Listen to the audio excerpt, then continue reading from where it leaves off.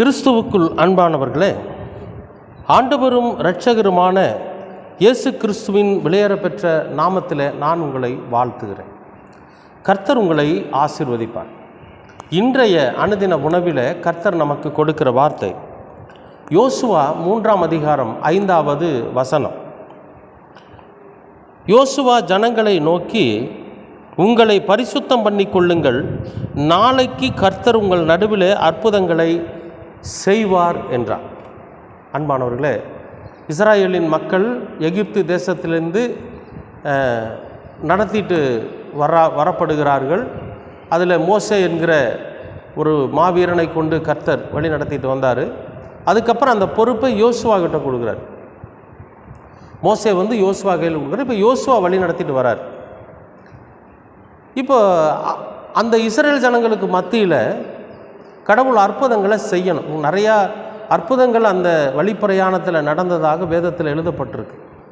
கிட்டத்தட்ட 40 ஆண்டு காலம் அவர்கள் அந்த வழியில் நடந்து வந்தப்போ எத்தனையோ அற்புதங்களையும் அதிசயங்களையும் அவர்கள் அனுபவித்தார்கள் என்று வேதத்தில் எழுதப்பட்டிருக்கு.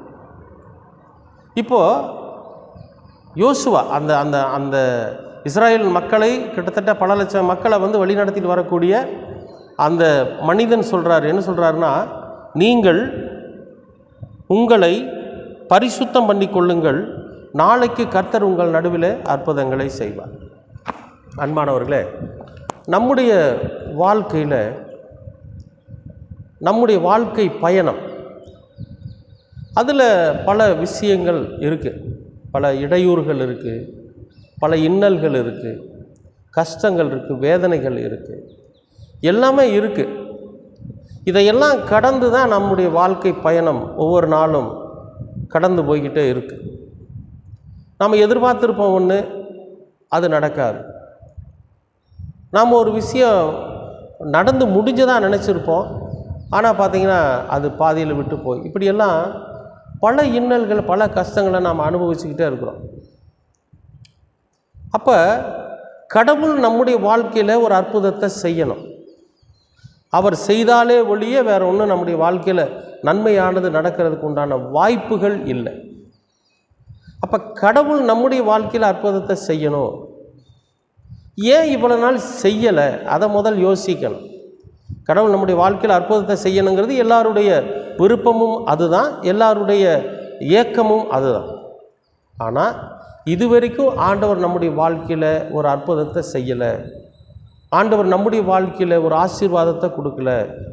ஆண்டவர் நம்முடைய வாழ்க்கையில் ஒரு நல்ல ஒரு நிலையை கொடுக்கல. அப்படின்னா அதுக்கு என்ன காரணம் அப்படிங்கிறத முதல் நாம் யோசிக்கணும். இங்கே யோசுவா சொல்கிறாரு, நீங்கள் உங்களை பரிசுத்தம் பண்ணி கொள்ளுங்கள், ஏன்னா நாளைக்கு கர்த்தர் உங்கள் நடுவில் அற்புதத்தை செய்வார். அப்போ கர்த்தருடைய அற்புதத்தை நாம் சுதந்திரிக்க வேண்டும் என்று சொன்னால் பரிசுத்தமாக இருக்கும். நாம் நம்மை சுத்தப்படுத்தி கொள்ளணும். இதிலிருந்து என்ன தெரியுதுன்னா, ஏன் இவ்வளோ நாள் நம்முடைய வாழ்க்கையில் கர்த்தருடைய அற்புதம் நிறைவேறவில்லை, கர்த்தருடைய அதிசயம் நிறைவேறவில்லைன்னா, நாம் பரிசுத்தம் இல்லாதவர்களாக இருக்கிறோம், அசுத்தம் உள்ளவர்களாக இருக்கிறோம். ஏன்னா அசுத்தம் உள்ளவனுக்கு சகலமும் அசுத்தமாக இருக்கும், ஒன்றும் சுத்தமாக இராது அப்படின்னு சொல்லி தீர்த்துக்கு எழுதுகிறப்போ வேதத்தில் ஒரு வசனத்தை எழுதுகிறார். அப்போ நாம் என்ன செய்யணும் அப்படின்னா, நம்முடைய வாழ்க்கையில் எதுவெல்லாம் நம்மை அசுத்தப்படுத்தி கொண்டிருக்கிறதோ, எதுவெல்லாம் நம்மை பாவத்தில் விழச் செய்கிறதோ, எதுவெல்லாம் கடவுளுக்கும் நமக்கும் இடைவெளியை உண்டு பண்ணி கொண்டிருக்கிறதோ, அதை முதல் என்னன்னு சொல்லி நம்ம தேடணும். எதுக்காக நம்ம ஆலயத்துக்கு போகிறோம் தெரியுமா? எதுக்காக அமைதியான ஒரு இடத்துக்கு போகிறோம் தெரியுமா? ஒரு இடத்துல உட்கார்ந்து, ஒரு ஆலயத்தில் போய் அமைதியாக உட்கார்ந்து கடவுளுக்கும் நமக்கும் இடைவெளியை உண்டு பண்ணுகிற செயல்கள் என்ன, கடவுளுக்கும் நமக்கும் இடைவெளியை உண்டு பண்ணி கொண்டிருக்கிற அந்த அசுத்தம் என்ன அப்படிங்கிறத முதல் நம்ம தேடி பார்க்கணும்.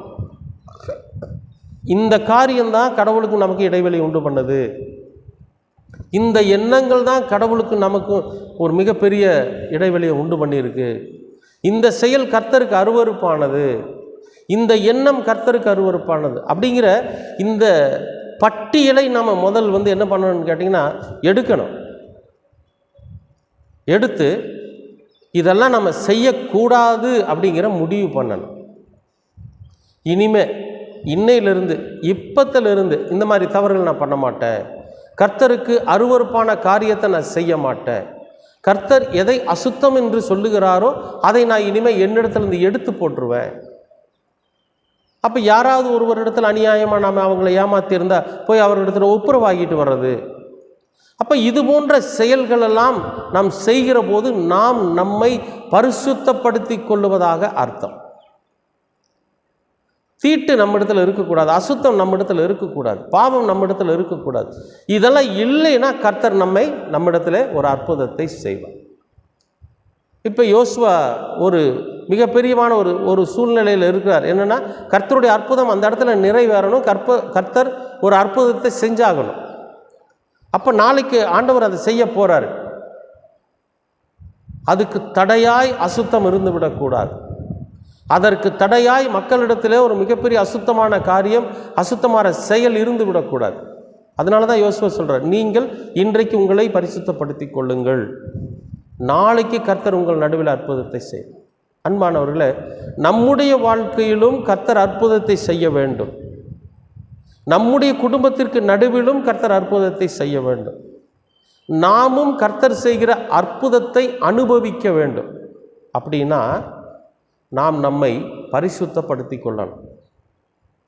நம்மிடத்தில் இருக்கிற அசுத்தத்தை களைந்து போடணும்.